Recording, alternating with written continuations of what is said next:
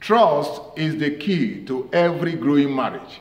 Any marriage that will make the distance, any marriage that must fulfill destiny, any marriage that must fulfill the call of God for their own lives, for the life of the union, there must be trust. Without trust, a marriage is grossly undermined. Without trust, a marriage becomes a shadow of itself. And I've seen so many couples degenerate into bitterness when there is an absence of trust. And today we are going to be looking at trust in marriage. How fundamental it is. Trust in marriage. Very fundamental topic indeed. We are just taking a portion of it. And that portion simply says how to build trust in marriage. How can you build trust in a marital relationship? You have been married for a couple of years now, and it appears as if the person you married from day one has changed over a period of time. How can you restore trust? How can you actually build trust? How can you harness all the attributes in the relationship? How can you create the relationship that you can believe in, a relationship you can depend upon? That is what we are discussing today. Trust in marriage. How to build trust in marriage. Once again, my name is Felix Okeke, and this is Marriage Without Tears channel. It is the only channel on YouTube where we minister to married couples on the art of running effective and effectual marriages and family life. And I welcome you once again. If you have never subscribed to this particular channel, I want you as a married couple to click that red button by my side. Take your cursor there. Click right away and you'll be subscribed. That way, of course, you will be you'll be in full knowledge of whatever editions we have. Today, we are discussing trust in marriage. How can we build trust in marriage? Number one, if you intend to build trust in marriage, you must first of all understand what trust is. Trust means dependability, the capacity to be reliable, the capacity to be able to lay all bare in the presence of your spouse and not feel judged. Trust is very, very fundamental indeed. And one of the ways to actually build trust in marriage is what I call openness. The Bible says, and they were both naked, the man and the woman, they were both naked and they were not ashamed. You must make your home a place where nobody is judged for whatever, where people are willing, whether it's the husband or the wife or the children, where they are able to open up, where they are able to enjoy their company, where they are able to open up their opinions, their suggestions, and everything that they have inside of their hearts without feeling the inhibitions, without being judged, without being reproached in any way or form. You must make your home an invigorating environment, a conducive environment where men and women will grow in love and be able to nurture one another, and be able to attend to one another, and be able to live in the spirit of oneness and openness. There must not be hidden agendas between the man and the woman. If you must know, if you must bring trust into your relationship, everything that is called a hidden agenda must be put away, so that the couple will begin to, understand themselves better and be able to talk to one another proactively and be able to minister to one another's needs without any inhibition. That is what trust is all about. Openness, very, very important. If you must build trust in a relationship, you must watch that word, openness. Very, very important. Secondly, if you must build trust in your marriage, then you must be true to yourselves. You must be able to match your words with your actions. You must ensure that your partner is able to understand where you are going to per time. He must be able to know that if you say something, you will follow through with that word. It is not in saying one thing and doing another. If you continue to do the opposite of what you say continually, you discover, of course, that trust will be totally eroded. But if you are consistent, if you are able to build consistency, and somebody can lay hold on your word and say, if he says this, surely he will do it. That is where trust comes in.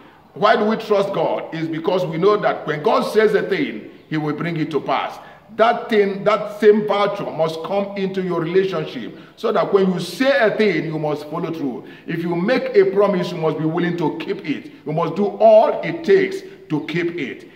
Even as you are doing it to your spouse, do it also to your children. If your kids must understand who you are and trust you well enough, it means when you make a promise unto them, you will see that that promise is totally fulfilled.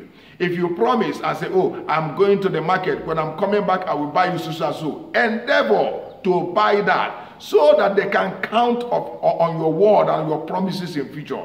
When being consistent with your words and actions, trust is engendered, trust comes in, and of course, honesty also comes in. So, how do you promote trust in your relationship? Be consistent, be true to yourselves. Number 3, unfettered love. Love is such a thing that it must be unfettered, it must not be hindered if trust must come into a relationship. It must be an open-ended thing. It's not just in hiding under the cover of love and doing something different. You must express, you must allow an atmosphere in your relationship that makes it possible for both you and your partner to express yourself fully in love. There is no fear in love. It must not be hindered by fear. It must not be hindered by doubts. It must not be hindered by unfaithfulness. Unfettered love, it promotes trust in a relationship. And I encourage you, even as we are speaking, talk to your partner right away so that both of you will learn how to live and express love to one another. If you want to know how to actually express love or how to develop intimacy, there is a production, a video I did earlier on how to develop intimacy. You can go back to that video and watch. It's a comprehensive video. It's a wonderful video. Watch it, how to actually develop this.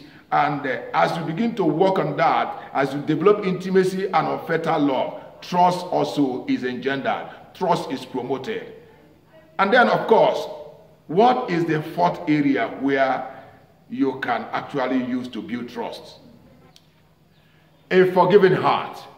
A forgiving heart is very, very important. And of course, you know, in any marriage, in any relationship, of course, offenses will always occur. But you must develop that tenacity, that heart that reaches out in forgiveness and in mercy. We must not always be asking God for mercy, and yet there is no mercy in our hearts. We must not be asking him for forgiveness, and yet there is no forgiveness in our heart for our spouses. You must have a forgiving heart. If as a spouse, I know in my heart that if I have gone wrong and I come to you in truth to express, I know to be sorrowful, and I come to you in truth and I express myself, and you will actually forgive me, then of course it becomes easier for me to come to you. It becomes easier for me to trust you. No matter my weakness, no matter the area of my failing or the area of my reproach, no matter what it is, I know in my heart that if I come asking for forgiveness, surely that you will forgive me. So forgiveness is very important. If you must engender trust, if you must build trust in your marriage, then you must have forgiveness as a unique virtue. Forgiveness, tolerance, very, very important in a relationship. I have seen so many relationships undermined because the couples were not able to forgive themselves.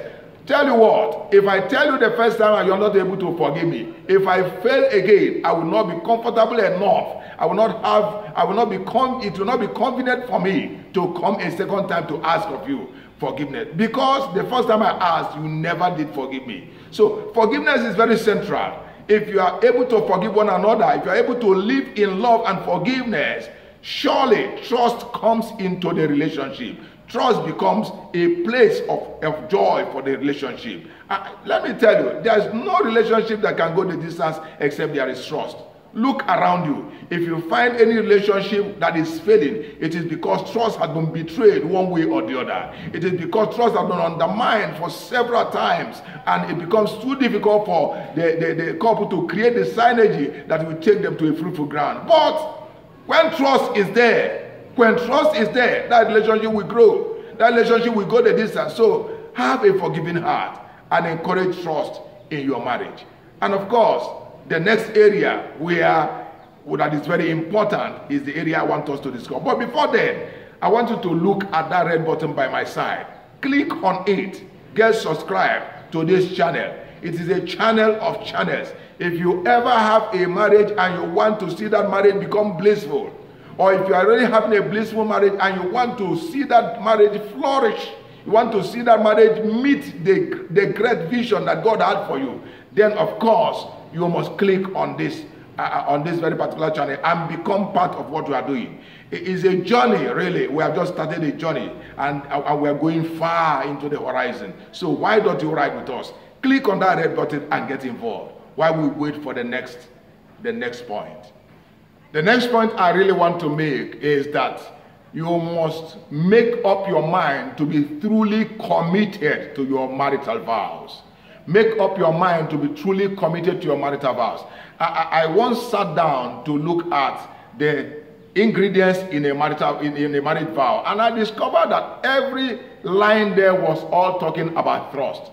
I mean, for better, for worse, it simply means that even though things are rosy now, if things become inconvenient, if we find ourselves in some worrisome terrain, that you will still be with me. It's just talking about trust. When you talk about in sickness or in health, it means yes, we are wedding today, we are in divine health, we are in glorious health, but something may happen down the line that may encroach on our health. I hope you will still be there with me, even in those difficult times. That is about trust. Oh, in wealth and in poverty. Yes, today we might be enjoying great wealth, but there may come a time, some trying times in our lives, in our relationship, where we may find it difficult to find the next meal. I just trust that you will be with me through the mountaintop and the valleys of life. It's all about trust. The couple are only expressing the desire to trust one another down the line, that even though thorns and thistles may come, that you will still be there. So when we make up our mind to live by our marital vows, to stay put, to be committed to the demands of our vows, of course, trust is the result. Trust is the result. So as a man in marriage, as a woman in marriage, make up your mind now that no matter what it takes, that you will always be there.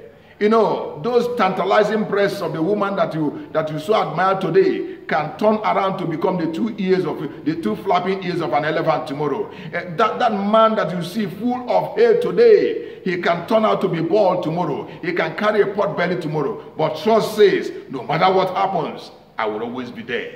I will always be there. It does not matter what happens, I will always be there. Whether you lose a limb, I will always be there. Whether you lose all your fortune, I will always be there. Trust is fundamental. I want you to take this very seriously. Trust is very fundamental. And I encourage you to do whatever is necessary to build trust in your marriage. Once again, I thank you for keeping faith with this channel. Once again, look at that red button, click and be involved. I bless the name of the Lord for your life.